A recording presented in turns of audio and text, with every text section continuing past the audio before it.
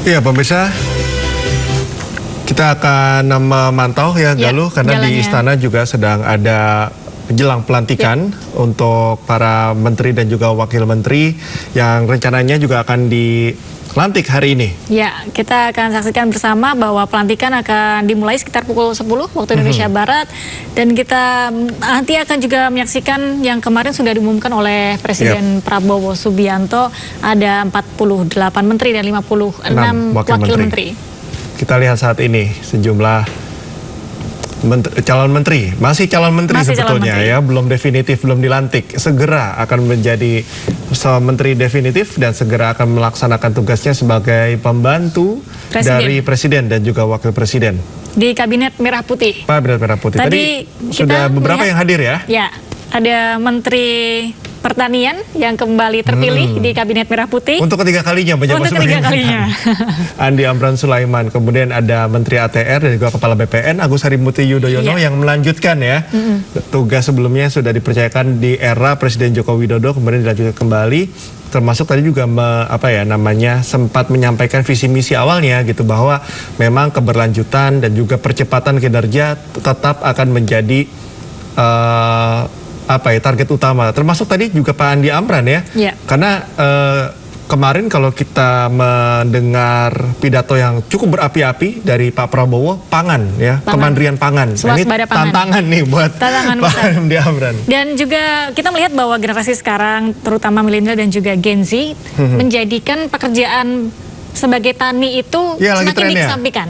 Oh gitu, makin dikesampingkan. Justru itu menjadi PR untuk Pak Mentan nantinya, bagaimana membuat pertanian ini menjadi sebuah bidang yang diminati, semakin diminati oleh generasi milenial dan Gen Z. Tadi juga ada Menteri Pendidikan Dasar dan Menengah, Abdul Mukti. Tadi juga beberapa saat yang lalu kita lihat ada Pak Erick Thohir. Sudah.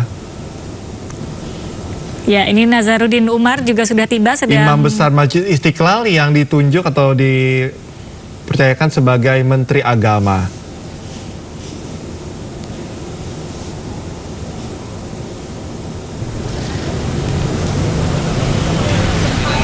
Ya, satu persatu para calon-calon menteri ini tiba di Istana Merdeka untuk proses pelantikan oleh Prabowo Subianto. Nanti juga akan disaksikan pula oleh Wakil Presiden Gibran Raka Buming Raka. Percaya kita jalankan sebagaimana adanya. Perintah Pak Prabowo, Presiden Republik Indonesia, jalankan amanah sebaik mungkin, jaga kepercayaan terhadap jabatan yang diberikan, lakukan tugas untuk kemaslahatan rakyat Indonesia. Pak, ini kan kemarin sudah sedikit menjalankan tugas sebagai menteri yang sama. Apa ada keberlanjutannya mungkin di... Karena Kementerian Hukum dan HAM itu dipecah menjadi 3 kementerian, dan kebetulan Menko-nya adalah Prof. Yusril, maka kami sudah berkomunikasi juga dengan semua menteri-menteri baru. Yang kedua, Kementerian Hukum pasti akan lebih fokus kepada 3 Direktorat Jenderal, yakni Direktur Jenderal Administrasi Hukum Umum, kemudian Dirjen Perundang-undangan, kemudian Direktorat Jenderal Kekayaan Intelektual.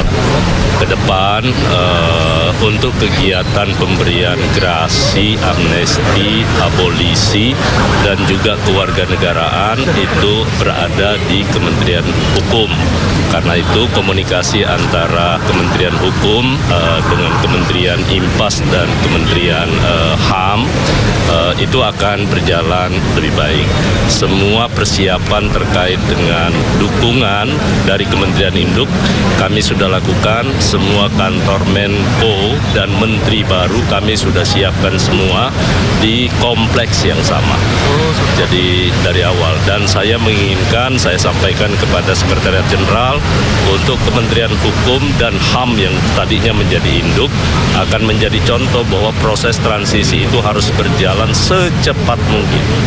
Kita akan memberikan dukungan administrasi maupun sumber daya yang kita miliki, dan bahkan kami meminta kepada menteri-menteri yang baru, terutama Menteri Impas, untuk silahkan siapapun tenaga yang terbaik di Kementerian Hukum yang sekarang untuk bisa dialihkan menjadi status alih pegawai ke kementerian yang baru, kami akan berikan. Pak, ini kan pemecahan kementerian yang cukup banyak ini terlalu luas kalau dari Kemenkumham? Soal gemuk dan tidaknya pasti ada alasan tertentu dari Presiden. Tetapi yang pasti untuk Kementerian Hukum dan HAM itu kementerian yang sangat besar. Jadi kalau hanya ditangani oleh satu kementerian dan kemudian di bawahnya hanya ditangani oleh Direktorat Jenderal, itu akan sangat berat, terutama untuk Direktorat Jenderal Pemasyarakatan dan Imigrasi.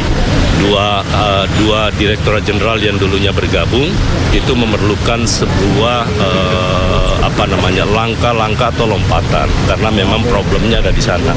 Dan saya yakin Pak Agus, mantan Wakapolri, beliau punya pengalaman yang bagus, beserta juga dengan seluruh jajarannya pasti akan mengatasi kritikan-kritikan yang selama ini terjadi di kedua Direktur Jenderal tadi. Artinya akan lebih efisien? Pasti akan lebih efisien, pasti akan lebih baik dan lebih mudah untuk mengeksekusi semua program-program. Pak, nanti kan tantangan kedepannya itu kan syarat administrasi, kode kementerian dan lain-lain. Targetnya Pak, untuk 100 hari kerja kan, apakah mengurus? Kami akan pokoknya secepat mungkin tim transisi bekerja dan begitu kami serah terima, kami akan langsung memberikan semua dukungan untuk mempercepat itu. Terima kasih Pak. Terima kasih, Selamat ya, terima kasih. Pak.